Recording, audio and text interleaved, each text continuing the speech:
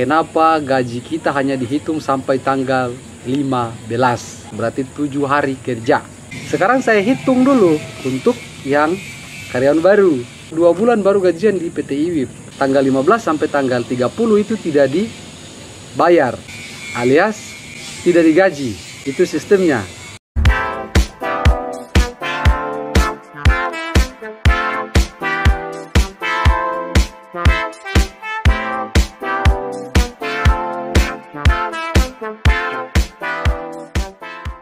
Assalamualaikum warahmatullahi wabarakatuh. Apa kabar teman-teman semua? Halo, ketemu lagi saya Odet Papa. Kalau yang baru calon karyawan ya saya rasa jangan dulu tanya gaji.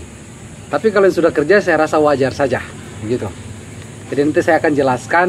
Katanya kemarin saya kontrak tanggal sekian tapi gajinya belum full. Apa masalahnya? Baik, jangan lupa subscribe channel YouTube saya supaya saya lebih semangat lagi hadirkan informasi untuk kalian semua.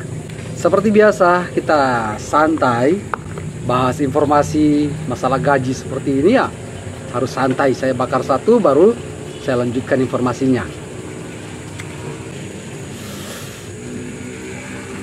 Kenapa saya katakan bahwa kalau baru saja mau calon karyawan atau baru mau melamar, jangan dulu tanya gaji. Tanya dulu apakah akan diterima ke terada kerja di begitu. Jadi mau gaji operator itu berapa? Biasa tanya begitu. Operator apa dulu nih? Operator VR kah? Operator kren kah? Operator loader Exa begitu. Ini sesuai dengan requestan yang sudah bertanya kepada saya. Karyawan baru itu gajinya biasa berapa? Aduh, mati lagi rokok nih. Saya bakar nih.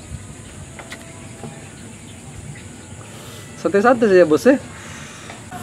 Begini bos ya. Untuk calon karyawan lagi. Untuk karyawan baru. Mereka tanya, Odet Papa, kita kan kontrak di tanggal 9. Kenapa gaji kita hanya dihitung sampai tanggal 15? 9, 10, 11, 12, 13, 14, 15. Berarti 7 hari kerja. Dong bilang begitu. Sedangkan orang ini kan kerja sampai tanggal 30. Ya, tanggal 30 dan 31. Kenapa tuh hanya dapat gaji sampai tanggal 15? Ada. Terus ada juga yang bilang, Odet Papa, kita PT Man itu 2 bulan baru gajian di PT IWIP kerja. Masa sih 2 bulan baru kerja baru gajian? Ngana PT Man itu training kah, langsung masuk umum kah, langsung masuk skill begitu bos. Sebenarnya gaji di PT IWIP itu berbeda, mulai dari GW, ada juga operator, terus ada tunjangan. Nah, sekarang saya hitung dulu untuk yang karyawan baru. Semisalkan Anda bergabung di tanggal 9, itu kontraknya masih ada 7 hari kerja. Berarti dalam 7 hari itu kalau non shift berarti nanti dikalikan berapa jam yang kalian dapatkan. Paham ya? Sistemnya itu dihitung jam. Berarti kalau kerja dari tanggal 9 sampai ke tanggal 15, tanggal 15 sampai tanggal 30 itu tidak dibayar, alias tidak digaji. Itu sistemnya. Oh, jelas bukan? Bukan begitu bos, cara perincian gaji. Jadi cara perincian gaji itu begini. Bagaimana? Saya kadang kalau mau bahas gaji itu saya suka malas, soalnya ayam tai lasso. Soalnya ada satu video itu ada 2, saya suka bahas sebenarnya bos. Jadi di IWIP ini kan ada tutup buku. Tutup buku itu biasanya tanggal 15. Satu kali lagi nambah kuku. Tanggal 15 itu sudah tutup buku bos. Jadi kalau kalian yang kontrak di tanggal 9, berarti hanya dapat 7 hari kerja.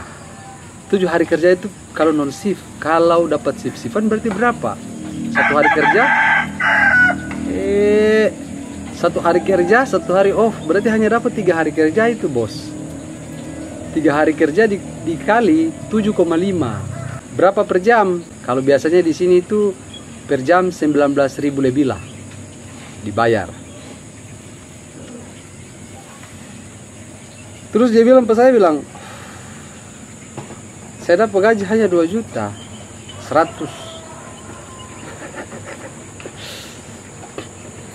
Berarti tung kerja ini yang sampai tanggal 30 itu tidak dibayar. Ya itu saya bilang tadi, harus tahu cara perincian gajinya, bukan tidak dibayar. Nah, nanti masuk buku baru. Lanjutkan lagi sampai ke tanggal 15, misalkan nih Agustus, tanggal 15 tutup buku. Berarti tanggal 15 ke tanggal 30 itu pergantian bulan, masuk ke September. September dari tanggal 1 sampai tanggal 15 tutup buku, berarti sudah 30 hari Anda kerja. Paham ya? Nah, sistem gajinya seperti itu, bos. Rata-rata berapa gaji yang sering didapatkan? Jadi saya kasih bocoran saja di sini. Ada karyawan baru. Ini dia bergabung di tanggal 6 kalau tidak salah. Tanggal 6 sampai tanggal 15 dia kerja. Itu sudah tutup buku.